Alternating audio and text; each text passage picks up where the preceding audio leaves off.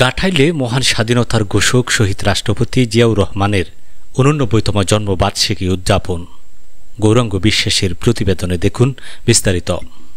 টাঙ্গাইলে গাঁঠাইল উপজেলা অডিটোরিয়ামে ২৩ জানুয়ারি সকাল ১১টায় মহান স্বাধীনতার ঘোষক শহীদ রাষ্ট্রপতি জিয়াউর রহমান বীর উত্তমের ৮৯তম জন্মবার্ষিকী উপলক্ষে এক দোয়া ও আলোচনা সভা অনুষ্ঠিত হয়। অনুষ্ঠানে প্রধান অতিথি হিসেবে উপস্থিত ছিলেন জাতীয় নির্বাহী কমিটির সদস্য অ্যাডভোকেট এস.এম. ওবায়দুল হক নাসির। প্রধান বক্তার আসন অলঙ্কৃত করেন জেলা বিএনপির সভাপতি হাসানুজ্জামিল শাহীন। বিশেষ অতিথি হিসেবে ছিলেন টাঙ্গাইল জেলা বিএনপির সাধারণ সম্পাদক অ্যাডভোকেট ফরহাদ ইকবাল।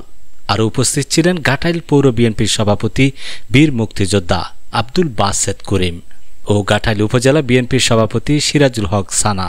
অনুষ্ঠানের সঞ্চালকের দায়িত্ব পালন করেন আলহাজ মোহাম্মদ বিল্লাল হোসেন। এছাড়া বক্তব্য রাখেন গাঁঠাইল উপজেলা স্বেচ্ছাসেবক দলের সদস্য সচিব মোহাম্মদ শাহিনুর রহমান শাহিন মিয়া।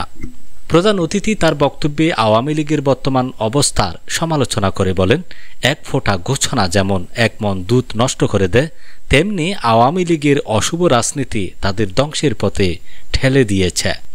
জনগণ তাদের বুঝিয়ে দিয়েছে যে নোংরা ও মিথ্যা রাজনীতির কোনো স্থান নেই এই দেশে।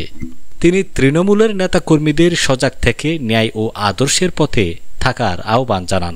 তিনি আরও বলেন, তারুণ্যের অহংকার তারেক জিয়া সত্য ও ন্যায়ের আলোকে দেশকে এগিয়ে নেওয়ার স্বপ্ন দেখছেন। সেই স্বপ্ন বাস্তবায়নের লক্ষ্যে আমাদের ঐক্যবদ্ধ প্রচেষ্টা চালিয়ে যেতে হবে। আমি সেই জিয়ার কথা বলছি যে জিয়া এদেশের জনগণের জন্য স্বনির্ভর বাংলাদেশ, বৈষম্যহীন বাংলাদেশ গড়ে তোলার জন্য যে এই দেশের শাসনভার নিয়েছিলেন, সেই জিয়ার কথা বলছি।